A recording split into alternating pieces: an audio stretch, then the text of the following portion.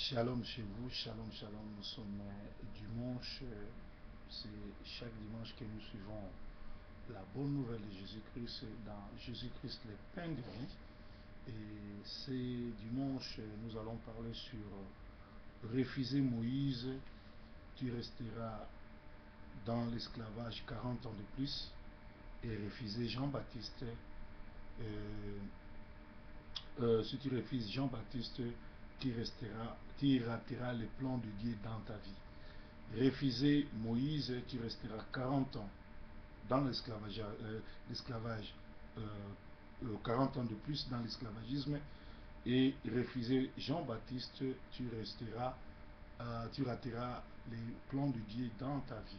Bien aimé, vous devez savoir que Dieu est merveilleux. Dieu parle à travers ses serviteurs et Dieu nous envoie comme messager de la bonne nouvelle pour vous adresser cette bonne nouvelle. Écoutons cette bonne chanson et puis nous revenons.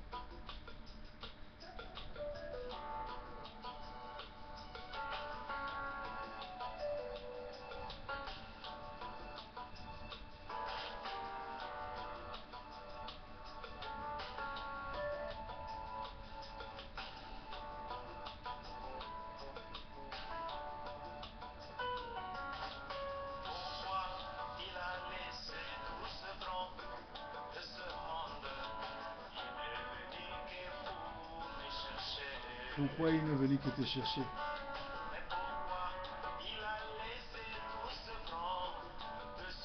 Il a laissé tous les grands de ce monde pour se révéler en moi et en toi.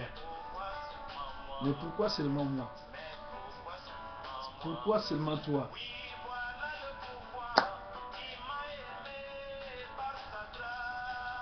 Oh,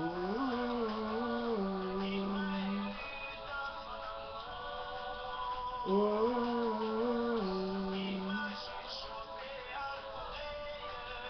oh. Jésus-Christ revient très très bientôt. Il faut être prêt. Bien aimé, il faut être prêt. Le Seigneur revient très bientôt.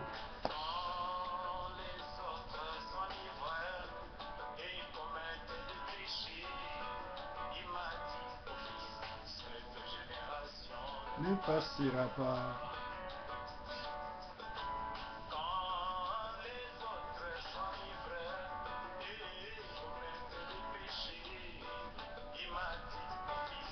Cette génération ne passera pas. Il m'a aimé par grâce. Il m'a aimé dans son amour. Il m'a aimé dans son amour. Et il bientôt Jésus. Et tout, il faut être prêt. Dans tout, il m'a dit d'être prêt.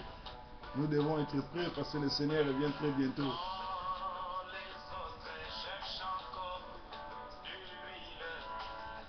Ça veut dire quand les autres cherchent les miracles. Vous cherchez les miracles?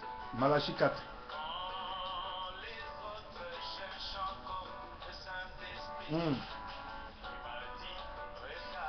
Los Angeles. Il y a tout là-bas dans les messages.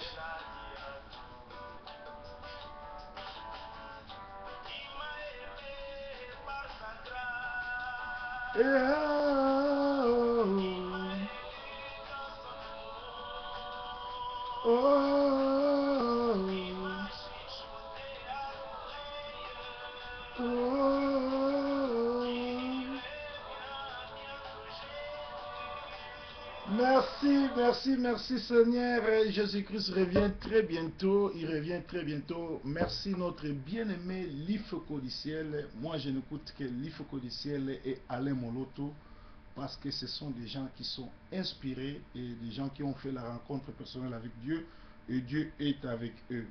Bien-aimé, vous devez savoir que la Bible dit « Mon peuple périt par manque de connaissances ».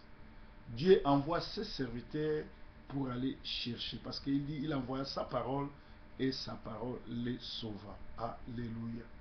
Alléluia. Il envoya sa parole et sa parole les sauva.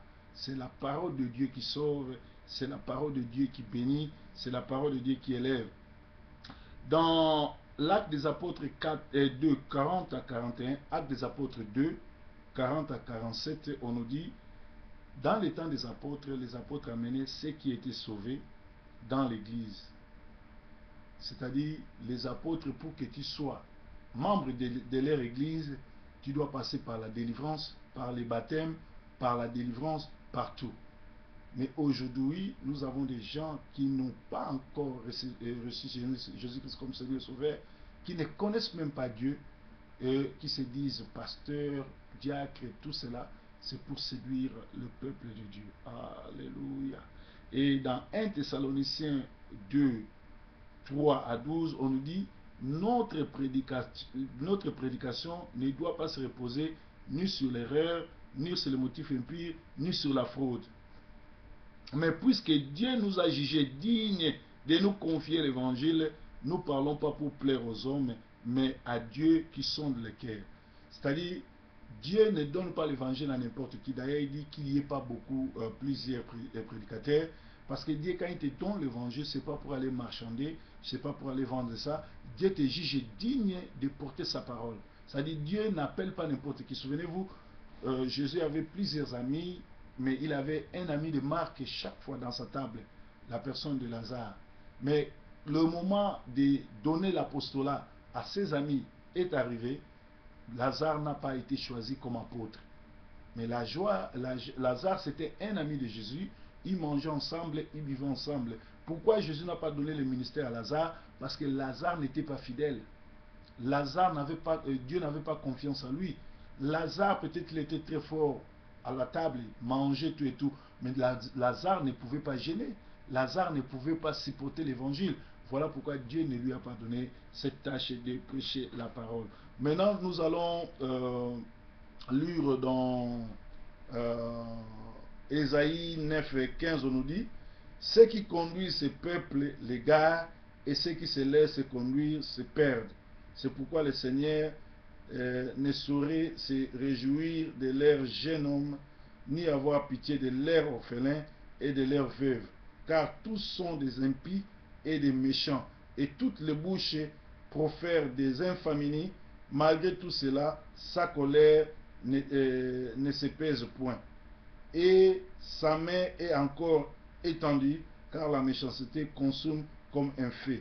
Oui, dévore, ronce et épine. Il embrasse le peseur de la forêt, d'où s'élèvent des calomnies, des colonnes de fumée. Amen. C'est-à-dire que ici nous avons un problème. Il y a Ésaïe 9, 15 dit, ceux qui conduisent ce peuple l'égarent et ceux qui se laissent conduire se perdent. Ça veut dire quoi? Ça veut dire que le chemin excellent pour sauver le monde, c'est la parole de Dieu, c'est l'église. Mais le diable aussi est entré dans l'église pour séduire, pour détruire. Cela veut dire quoi? Que tout un chacun, toute personne qui se dit chrétien, doit checker, doit faire les examens, doit chercher à savoir qui est son prédicateur. Si vous ne voulez pas tomber dans l'obésité, vous devez contrôler ce que vous mangez. C'est-à-dire, un homme prudent contrôle sa cuisine. Qu'est-ce que vous mangez? Quelle huile vous utilisez? Quels sont l'état de vos assiettes pour que vous ne tombez pas malade? C'est comme ça avec un chrétien affermi, il doit checker celui qui lui prêche la parole. Est-ce que c'est un homme de Dieu? Est-ce que c'est un aventurier? Est-ce que c'est un fanfaron? Est-ce que c'est un séducteur? Parce que si tu ne choisis pas ton pasteur, si tu ne choisis pas ton église, tu regretteras des siècles et des siècles, parce que après la vie, il y a la mort. Et après la mort, nous avons l'éternité. C'est-à-dire, si tu es mort et que tu vas dans l'enfer, tu vas pour l'éternité. Si tu es mort et qu'après tu iras au paradis, tu vas pour l'éternité. C'est-à-dire, dès que tu es vivant, il faut faire trop attention, il faut bien choisir, parce que l'église que tu choisis, le prédicateur que tu choisis, le pasteur que tu choisis, il a des choix. Ou, s'il est de Dieu, il va t'amener à la voie de Dieu qui est le royaume de cieux. Mais s'il est démoniaque, dis-toi qu'il t'amène à l'enfer, c'est pour l'éternité. Alors, moi que vous voyez là, je ne blague, je ne badine pas. C'est-à-dire, je peux aller suivre le match, fermer les yeux, je peux aller dormir, prier 2 minutes, mais je ne suis pas n'importe qui. Je ne donne pas mes oreilles à n'importe qui. Je ne suis pas n'importe quel pasteur. Je ne suis pas n'importe quelle prédication. Voilà pourquoi Jésus dit, il va nous juger par rapport à la façon que nous écoutons et par rapport à la parole que nous écoutons. Parce que dans Luc 7,30, il dit, en refusant le baptême de Jean-Baptiste, les pharisiens ont rendu nul le destin de Dieu à leur égard. Alléluia. Alléluia. Et nous voyons les enfants d'Israël, en refusant de suivre Moïse, ils ont coupé encore 40 ans dans le désert. Et pourtant Moïse était venu pour les libérer. Mais ils vont poser la question à Moïse, Moïse, toi qui t'as envoyé? Quand Moïse est parti, et ils ont souffert encore 40 ans. Il faut faire trop attention. Dieu envoie ses serviteurs. Les serviteurs de Dieu n'ont qu'une seule mission, c'est sauver les gens. C'est éveiller les gens. C'est de faire quitter dans le noir, dans les ténèbres, pour te montrer la lumière. Mais très souvent, les gens sont séduits par de faux serviteurs, par des loups, parce que la Bible même reconnaît qu'il y a un moment où les loups vont s'introduire dans la bergerie pour faire quoi? Pour séduire. Mais mes brebis entendront ma parole. Pour suivre les messagers Proverbes 30-30, il faut être dans la bergerie de Dieu, il faut être brebis de Dieu. Si tu es brebis de Dieu, tu écouteras la parole de Dieu, même si tu es dans l'ivresse, même si tu es dans les bêtises, cette parole-là t'éveillera et tu te diras non, assez, je ne peux plus continuer cette vie, il faut que je suive le Seigneur. Alléluia. Alléluia. Bien-aimés, nous sommes au temps de la fin, le temps où le diable est dans l'église, le diable opère dans la fausse doctrine, dans l'abandon de la foi, c'est ce qu'on appelle l'apostasie, et dans les faux miracles. Alléluia, sorry. Le diable agit dans les faux miracles. J'aime les miracles. Je suis moi-même un admirateur des miracles. J'aime la façon que Dieu opère le miracle à travers ses serviteurs. Mais vous devez faire trop attention. Actuellement, le diable aussi opère comme le Seigneur. Parce que le diable était présent. Il a vu tout ce que le Seigneur avait fait. Il a vu comment le Seigneur faisait les miracles et tout et tout. Et il a copié. Quand le Seigneur a chassé le diable dans le jardin, au paradis, Dieu a chassé le diable avec tous les dons. Avec tous les dons, avec tout. Dieu ne récupère pas. Le diable est parti avec tous les dons. Alors le diable se transforme aussi en fils de lumière pour séduire ceux qui n'aiment pas la vérité, ceux qui n'aiment pas la bonne nouvelle. Alléluia. Alléluia. La Bible dit, la foi vient de ce qu'on attend, et ce qu'on attend vient de la parole de Dieu. Et Dieu envoya sa parole, et cette parole sauva. Voilà, Dieu dit, quand tu vas dans une église, c'est bien de choisir une église, c'est bien d'avoir un pasteur, mais il faut que tu fasses l'examen spirituel. Il faut que tu saches, est-ce que tu es dans la bonne voie? Parce que si tu fais une mauvaise foi, tu fais une mauvaise choix, c'est toi qui payeras toute ta vie. Voilà pourquoi nous avons intitulé notre message « Refuse Moïse, tu resteras dans l'esclavage 40 ans de plus, refuse le baptême de Jean-Baptiste, tu rateras les plans de Dieu dans ta vie. » Le baptême de Jean-Baptiste, c'est quoi? C'est la vision de Dieu dans un serviteur de Dieu. Jean-Baptiste n'est plus, il ne va plus revenir, mais nous continuons l'acte des apôtres. Chaque pasteur, chaque évangéliste, chaque docteur, chaque apôtre continue l'acte des apôtres. Parce que l'acte des apôtres ne s'est pas terminé. Jésus est parti, nous continuons l'acte des apôtres. Alors, quand tu es baptisé sous le baptême de Jean-Baptiste, ça veut dire un envoyé de Dieu, parce que Jean-Baptiste c'était un envoyé de Dieu. Mais si tu rates le baptême de Jean-Baptiste, c'est-à-dire des oins de Dieu qui est dans ta communauté, dans ton pays, dans ton quartier, tu rates le plan de Dieu dans ta vie. Dieu ne descendra pas pour venir te rencontrer, Dieu passe à travers ses serviteurs. Voilà pourquoi chaque prédication, chaque homme de Dieu qui parle a une spécification différente et a une grâce particulière. Si celui-là vient de la part de Dieu, si tu le suis, ta vie change. Nous qui vous parlons, nous avons été de bandits. Les gens qui nous connaissent, quand on ne connaissait pas, quand on était dans le monde, nous étions des brigands, nous étions de mauvais. Mais à travers le serviteur de Dieu qui sont venus nous prêcher la parole, aujourd'hui, nos vies ont changé. Et nous changeons aussi la vie des gens. Une seule prédication a changé ma vie. C'est comme si toi aussi, tu peux être touché à partir de cette prédication. Ne blague pas avec l'évangile. Ne suis pas l'évangile pour te plaire. Ne suis pas l'évangile pour distraire ou passer ton temps. Mais suis l'évangile pour avoir part. Parce que dans l'évangile, il y a la bénédiction. Dans l'évangile, il y a l'élévation. Dans l'évangile, il y a la puissance. La puissance des noms de Jésus. Alléluia.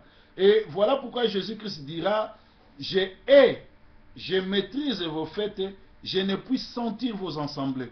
Ça c'est Amos 5, 21 à 24 nous dit, Jésus est en train de haïr les assemblées. Pourquoi? Quand tu vas, l'apôtre Paul explique que quand vous vous rassemblez, au lieu de devenir meilleur, vous devenez pire. Par exemple, tu vas fréquenter l'église d'un sorcier, d'un franc-maçon, mais qui utilise la Bible, parce qu'eux aussi ils ont la Bible. Chaque dimanche, il vient à l'église en soutane, avec des croix, avec des soutanes, avec des chaînettes et tout, et tout, et tout. Mais ce gars-là n'a pas Jésus-Christ. Ce gars-là, c'est un charlatan. Quand vous vous rassemblez, toi tu crois que tu es parti avec ta famille, prier, mais lui il vous ensorcelle, il vous envoûte, il vous maudisse. C'est-à-dire que vous perdez votre temps. Voilà pourquoi la parole de Dieu dit que je n'aime pas, je méprise vos fêtes. Dans vos fêtes, dans leurs fêtes, dans les fêtes des francs-maçonneries, des pasteurs francs-maçons, qu'est-ce qu'ils font? La nourriture qu'ils vous servent, cette nourriture est pillée. Cette nourriture n'est pas bonne. C'est la nourriture qu'ils ont consacrée aux démons, aux esprits, c'est le pandémonium. Et cette nourriture, dès que vous mangez, ça vous abîme, ça vous embrouille, ça vous maudisse et ça freine la volonté de Dieu dans vos vies. Voilà pourquoi Dieu dit, je hais et je maîtrise vos fêtes, je ne puis sentir vos assemblées. Les enfants de Dieu, un enfant de Dieu ne mange pas n'importe où. Un enfant de Dieu doit être discipliné.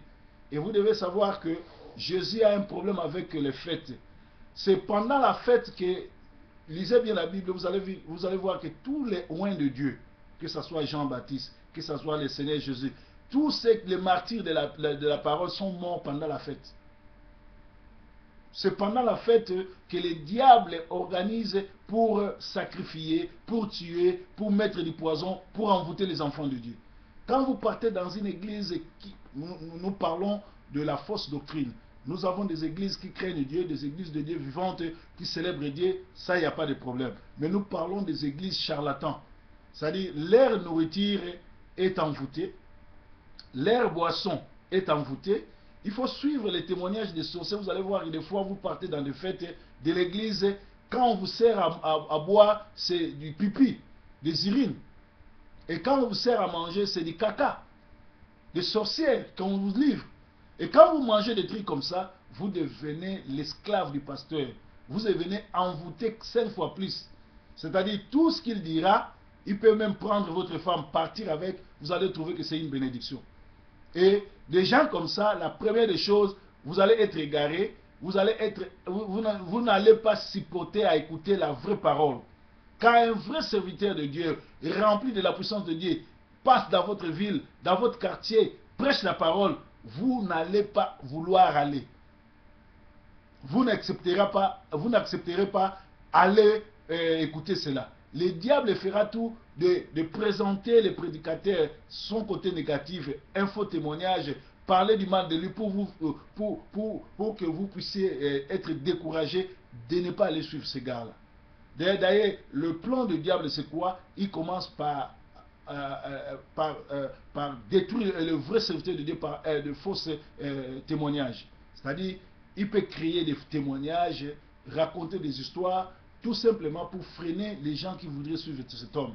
Voilà pourquoi la Bible dit, en refusant les baptêmes de Jean-Baptiste, les pharisiens et les sadducéens ont rendu nul de Dieu à leur égard. Dieu nous a créés pour que nous puissions hériter le royaume des cieux. Dieu ne nous a pas créés pour le feu. Dieu ne nous a pas créés pour l'enfer. Dieu nous a créés pour que nous puissions. Le diable fera tout pour t'embrouiller, afin que tu ne puisses pas suivre la vraie parole et le vrai serviteur de Dieu qui est dans votre entourage, qui est dans tout ce que vous êtes en train de faire. Voilà pourquoi dans Ésaïe 29, 13, il dit, ce peuple que vous voyez m'honore par la bouche.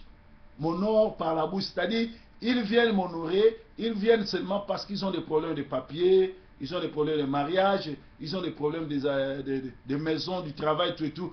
Dès qu'ils ont ça, ils me tournent le dos. Quand nous sommes arrivés en Europe, nous n'avions pas eu... il y a eu des gens qui avaient des problèmes de papier, tout et tout. Tu vois, les gens sont partis à l'église. Ils se sont donnés à prier. Et ces gens-là, qui ont eu des papiers, retourner chez eux, aller les voir comment ils mènent leur vie. Ils sont devenus les ennemis de la croix. Ils n'aiment plus entendre parler de la bonne nouvelle. Même les pasteurs qui priaient pour eux de fois, quand le pasteur passe, c'est leur premier ennemi. Pourquoi? Parce que ces gens-là ne sont pas sauvés, parce que ces gens-là sont arrivés à glorifier les Seigneur seulement par rapport à leurs besoins. Parce qu'ils voulaient avoir les papiers, parce qu'ils voulaient avoir l'argent, parce qu'ils voulaient avoir les enfants, parce qu'ils voulaient avoir le travail, la maison. Voilà pourquoi ils sont partis à l'église. Mais comme Dieu a exaucé les prières, fini pour eux. Il y a même des gens qui disent, mais moi je vais aller encore faire quoi à l'église? J'ai des papiers, je suis devenu belge, allemand, anglais. Qu'est-ce que je vais aller encore faire à l'église? Bien aimé, nous partons enterrer les gens. Nous avons dans nos communautés, dans nos villes, nous enterrons des Allemands, des Anglais, des Européens, des Congolais, des Africains, qui meurent, qui laissent les passeports, l'argent, les femmes, les enfants, les voitures, les fortunes. Ça veut dire que dès que tu changes de nationalité, ce n'est pas le paradis. Le Seigneur dit, cherchez d'abord le royaume de Dieu, le reste vous sera donné. Un enfant de Dieu cherche d'abord le royaume de Dieu. Les nationalités, tout ça, ce sont des papiers. Simples, ce sont des papiers. Et des fois, quand vous entrez dans des bureaux, il y a des gens même qui disent, est-ce que nous avons des Français noirs? Est-ce que nous avons les Anglais noirs? Est-ce que nous avons les Allemands noirs? Ils se moquent de nous. Il faut voir comment Balotelli, qui est le premier noir à porter la couleur de l'équipe italienne, tu vas voir comment il souffre. Quand il ne marque pas, on l'insulte. Parce que pour eux, un noir ne peut pas être italien. Alors qui t'a menti que les papiers qu'ils t'ont donné, ça c'est la politique.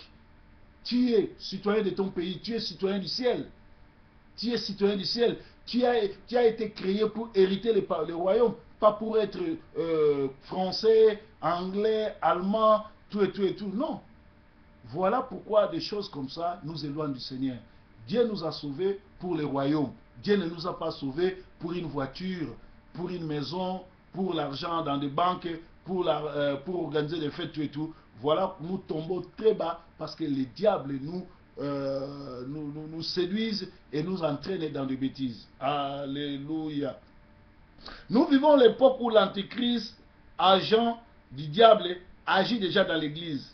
L'église est une place de bénédiction, mais un endroit dangereux où le diable y règne pour séduire les gens. Tous ceux qui ont la Bible, tous ceux qui portent la Bible ne viennent pas de Jérusalem.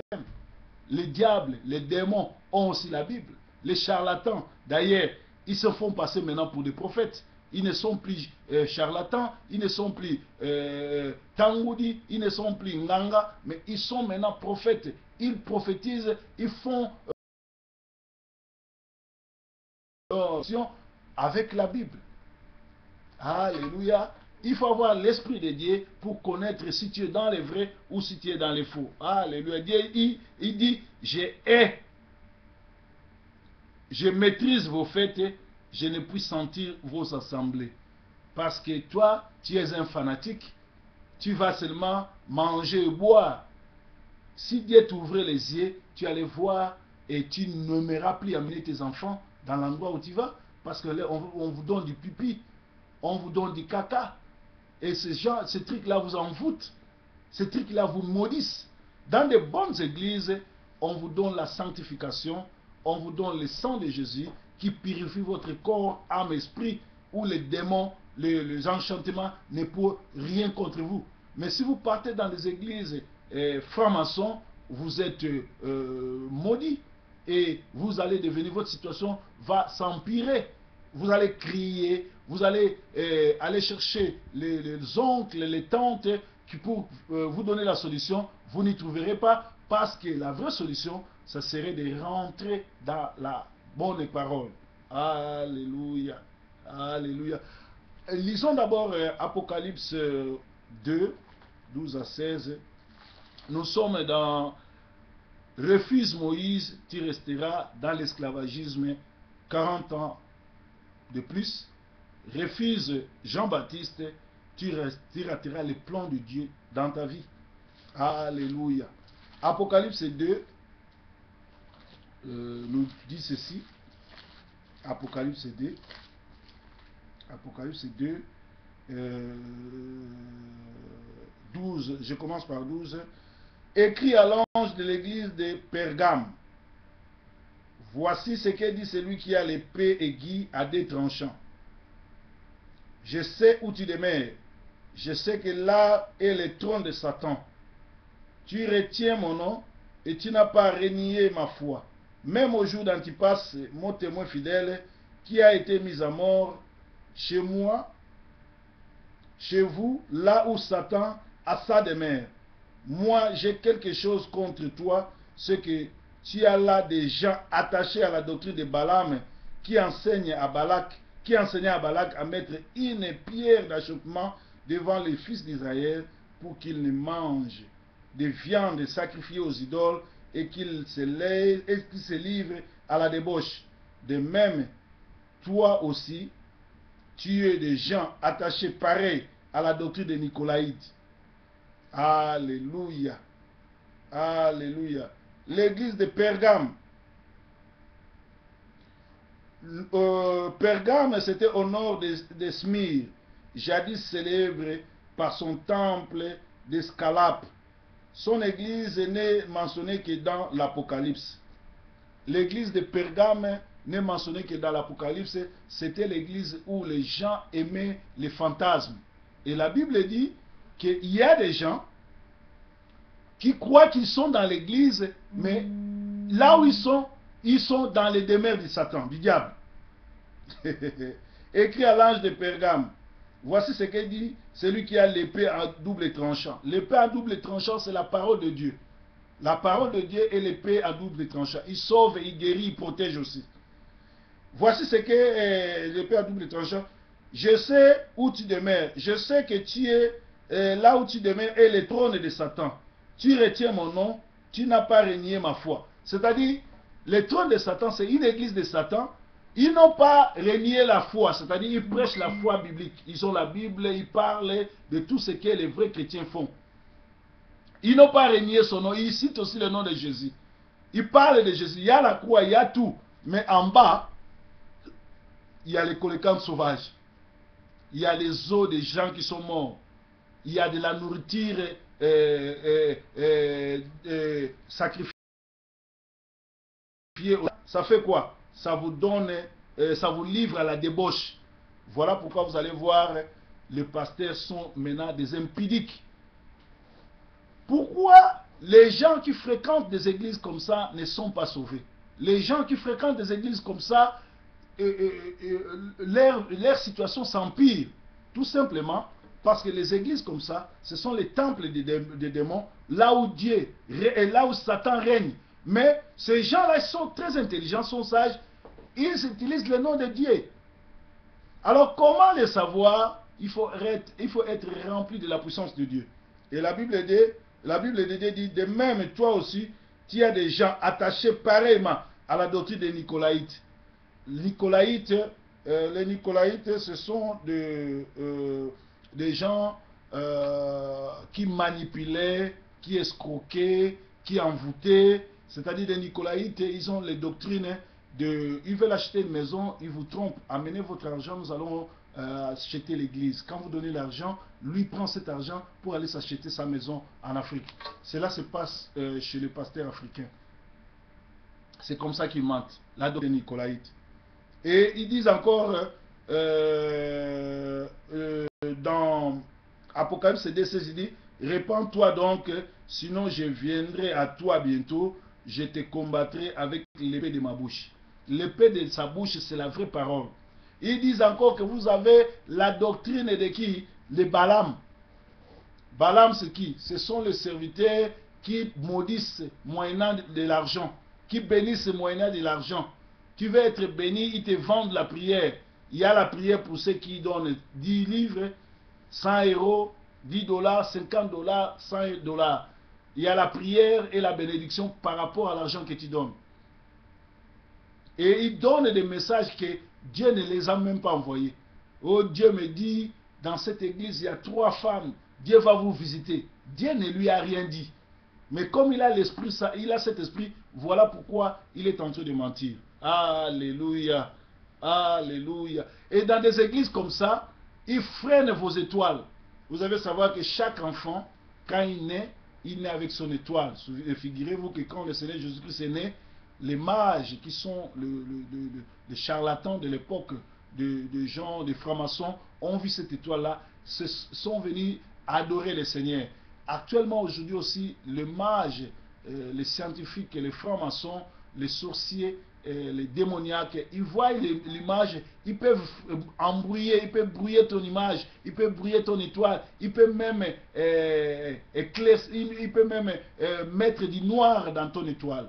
Tu vas voir, avant que tu fréquentes cette église-là, tout marchait, vous étiez bénis, mais depuis que le monsieur et madame fréquentent cette église, les mariages ne marchent plus. Les affaires ne marchent plus. L'homme est devenu très jaloux. Il n'a plus confiance en sa femme. La femme est devenue très jalouse. Elle n'a plus confiance à son mari. Ils peuvent passer des journées ensemble. L'autre dans son coin sur les Facebook. L'autre dans son coin sur les Facebook. Ils préfèrent causer avec les gens qu'ils ne connaissent pas. Sur les Facebook, et causer avec son mari qui se sont mariés il y a 15 ans. Alléluia. C'est-à-dire, nous parlons, si tu refuses Moïse, tu resteras esclave 40 ans de plus. Si tu refuses Jean-Baptiste, tu rateras le plan de Dieu dans ta vie. Les gens à l'époque de Jean-Baptiste, c'était Jean-Baptiste le plus grand. D'ailleurs, le Seigneur dit, quand il parle avec ses disciples, il dit, de tous les enfants qui sont nés de femmes, c'était Jean-Baptiste qui était le plus grand. Mais Jean-Baptiste, quand il est venu, sa façon de s'habiller, sa façon de se nourrir, l'endroit, sa location, les Anglais appellent sa location, là où il habitait, c'était le scandale. Jean-Baptiste mangeait les sauterelles, il se nourrissait du miel. Jean-Baptiste ne buvait rien, ne mangeait pas, il s'habillait des vêtements, des poils des animaux. Et ça crée le scandale. Écoutez, un homme de Dieu, quand Dieu le choisit, Dieu lui donne la location, l'endroit, comment s'habiller, comment se vêtir, comment se promener. Dieu lui-même dit que cet homme-là est saint. Toi, pourquoi tu es en train de mettre doute en Dieu, à ce que Dieu a déclaré saint? C'est Dieu qui juge. Moi, j'étais mauvais. Moi, j'étais pour l'enfer. Mais c'est Jésus qui m'a choisi. Il a envoyé ses serviteurs pour me parler, pour prier pour moi, pour me délivrer, afin que moi, de mon tour, je puisse évangéliser aussi. Mais aujourd'hui, par exemple, il y a une femme, une de mes femmes, avant que je devienne pasteur, ou avec qui j'ai eu un enfant en Allemagne, si vous lui dites que je suis pasteur, elle ne va pas vous croire. Parce qu'elle a l'esprit de Didier Forme, de quand j'étais Didier Forme, quand j'étais producteur, quand je produisais des concerts. Parce que je ne connaissais pas Dieu, j'étais envoûté. Donc je faisais des trucs, j'étais méchant, j'étais mauvais. Donc elle garde seulement cette image-là. Voilà pourquoi ça fait plus de 20 ans que je n'ai plus revu mon fils. Et je multiplie les appels, les contacts. Je vais en Allemagne pour voir mon fils. Elle refuse. Elle me dit, il faut que j'aille voir le juge. Mais non. Quand nous avons eu cet enfant, il n'y avait pas la police, il n'y avait pas les juges. Si je vais voir mon fils, c'est entre elle et moi. La police ne peut rien. Moi, je peux pas aller l'accuser. Tu vois, des gens comme ça, ce sont des gens qui ne grandissent pas. Et pourtant, aujourd'hui, nous tous, nous sommes chrétiens. Aujourd'hui, nous devons pardonner tout et tout. Mais elle a gardé rancune. À l'époque, je ne connaissais pas Dieu. Alors, elle a pris tous mes comportements anciens, elle balance ça aujourd'hui, devant tout le monde. Pour elle, je suis en train de mentir. Je n'ai pas rencontré le Seigneur. Je lui ai fait du mal. Je l'ai laissé avec l'enfant. Tout et tout et tout et tout. Mais non, je ne connaissais pas Dieu. J'étais envoûté. À part ça, j'ai rencontré les hommes de Dieu qui ont prié pour moi, qui m'ont délivré. Et je suis devenu saint. Aujourd'hui, je sers le Seigneur. Donc, nous devons faire trop attention de la façon que nous vivons, que nous traitons les gens. Parce que si je suis vraiment ce que je suis en train de prétendre, elle aura des problèmes avec Dieu. Et on m'a dit que même l'homme avec qui il vit ensemble, il a fait un grand accident. Parce que c'est cet homme-là qui a empêché que je voie mon fils. Alléluia. Je les cite comme exemple. Je ne suis pas ici pour raconter des salades ou bien pour raconter des méchancetés. Je prends mon exemple à moi qui peut peut-être enseigner quelqu'un. Si tu as l'enfant d'autrui, il faut lui laisser, il faut lui permettre de voir son fils. Il faut laisser la mère voir sa fille ou son fils, laisser aussi le père voir sa fille ou son père. Si ça n'a pas marché, ça n'a pas marché. Il faut oublier. Il faut voir l'avenir. Alléluia. Refuser Moïse, tu resteras dans l'esclavage 40 ans de plus. Et refuser le baptême de Jean-Baptiste, tu rateras le plan de Dieu dans ta vie. Les pharisiens, Dieu voulait les sauver. Dieu a envoyé Jean-Baptiste. Jean-Baptiste les a approchés, mais ils ont rendu nul le baptême de Jean-Baptiste. Or que le baptême de Jean-Baptiste, c'était quoi? C'est être baptisé au nom de Jésus. Il y a des gens qui fréquentent des églises, mais ces églises-là, on dit c'est le temple de Damon, le temple du diable. Mais ils n'ont pas renié le nom du Christ. Ils ont les noms, ils ont la Bible, ils ont les yeux de l'Éternel, la main de l'Éternel, les oreilles de l'Éternel, les pieds de l'Éternel. Il y a les noms Restauration, les noms Église à mission, mais tout, quelle mission? Des missions d'envoûter, d'ensorceler les gens. Bien sûr, il y a aussi la mission de sauver les âmes, comme tous les autres, les bons pasteurs qui le font, et je félicite Dieu pour leur ministère. Nous avons des grands hommes de Dieu, des puissants hommes de Dieu qui prêchent à travers les télévisions, Internet, les églises. Ils passent dans nos communautés, dans nos communautés. Ce sont des hommes à féliciter, à aider, mais nous avons aussi les méchants qui tournent tout autour de nous pour nous faire du mal. Alléluia. Là où la parole de Dieu et l'Esprit de Dieu s'accordent, c'est là où Jésus-Christ est Seigneur. Mais si vous partez dans une église où Jésus-Christ n'est pas Seigneur, derrière la chair, il y a une très grande photo de votre pasteur. Il faut lui poser cette question, ce pasteur, vous mettez votre grande photo derrière. Est-ce que c'est vous qui êtes mort sur la croix pour sauver l'humanité? Alléluia. Et quand tu vas dans une église, il faut que l'église doit être christomancie. C'est-à-dire, l'église doit être ce qu'on appelle, tout doit tourner à travers le Seigneur, à travers Christ. Christocentrique. L'église doit être christocentrique. Donc, c'est-à-dire, tout doit tourner tout autour du Christ. Moi, quand je parle ici, je parle sur le Seigneur, ce qu'il a fait, comment il m'a délivré, comment il m'a sauvé. Si je parle de moi, je donne un exemple, un petit exemple pour vous montrer comment Dieu a travaillé dans ma foi, dans ma vie. Mais c'est le Seigneur qui doit être au centre de tout. Mais si vous allez dans une église où c'est le pasteur qui est au centre de tout, le pasteur lit les versets, mais c'est lui. Lui fait des miracles, lui il est grand, lui voit Dieu. Au lieu de vous parler sur le Seigneur, il vous parle de lui, sortez. Alléluia. Jésus-Christ n'est pas Seigneur. Il faut que la parole de Dieu et l'Esprit de Dieu s'accordent. C'est là où Jésus-Christ est Seigneur. L'église doit être christocentrique. Tout doit tourner tout autour du Christ. Tout doit tourner tout autour. Comment hériter le royaume des cieux? Comment suivre Jésus? Comment être sauvé? C'est ça, l'église christocentrique. Sorry. Mais si vous allez dans une église où on ne parle pas pardon des péchés, de la repentance, de retour du Seigneur, du baptême, en tout cas sortez. Parce que vous êtes en dehors de la Bible. Je vous disais tout à l'heure que dans les temps des apôtres, les apôtres amenaient ceux qui étaient sauvés dans leurs églises. C'est-à-dire, ils baptisaient, ils chassaient les démons, et dans Jean 17, 3, le Seigneur dit, la vie éternelle, c'est qu'ils te connaissent, toi, Jésus-Christ, le seul Dieu. C'est ça la vie éternelle. La vie éternelle n'est autre que connaître Jésus-Christ comme Seigneur et Sauveur. C'est ça la vie éternelle. Et si vous allez dans une église où les pasteurs ne vous parlent même pas de la divinité de Dieu, ne nous parlent même pas que Jésus-Christ est Dieu, les pasteurs ne vous parlent même pas comment Jésus-Christ a quitté le paradis pour venir sauver l'humanité, comment Dieu se fait fils à travers Jésus-Christ, il ne vous révèle pas, vous passez votre temps. Bien aimé, ce dimanche, nous avons eu à parler sur Moïse, refuser Moïse, refuser à suivre Moïse, tu resteras encore esclave 40 ans de plus, et refuser le baptême de Jean-Baptiste, qui ratera les destins de Dieu dans ta vie. Les enfants d'Israël devaient passer 400 ans d'esclavagisme par rapport à la parole.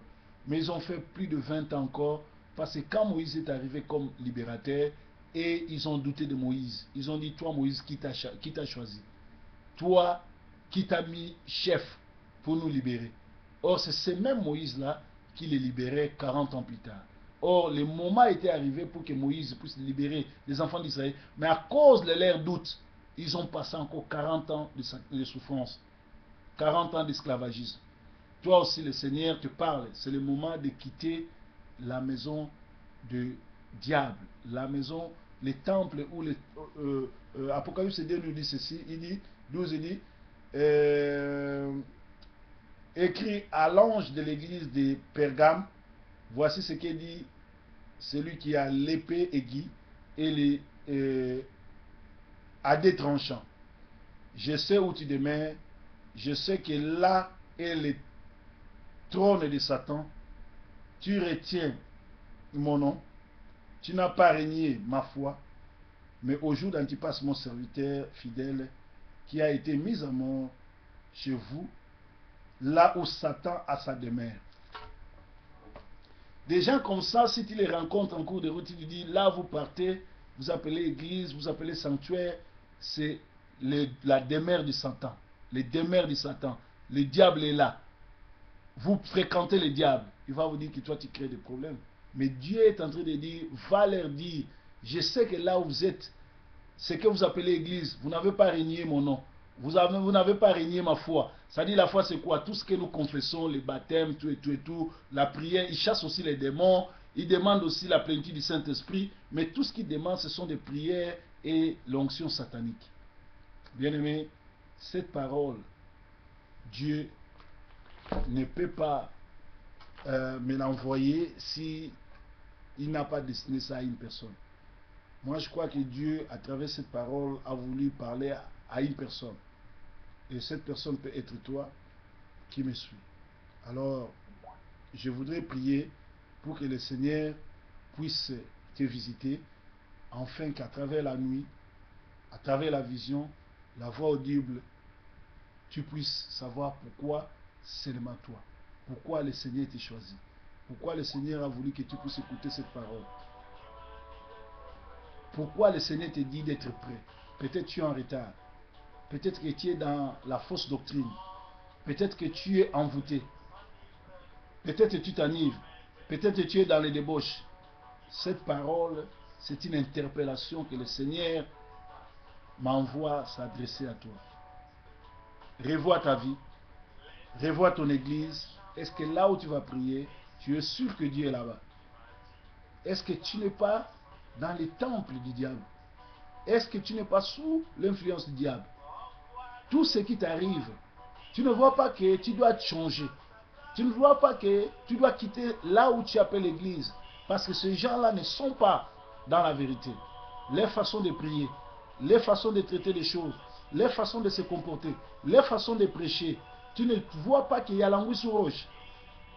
Bien-aimé, le Seigneur Jésus revient bientôt. Que le Seigneur vous touche.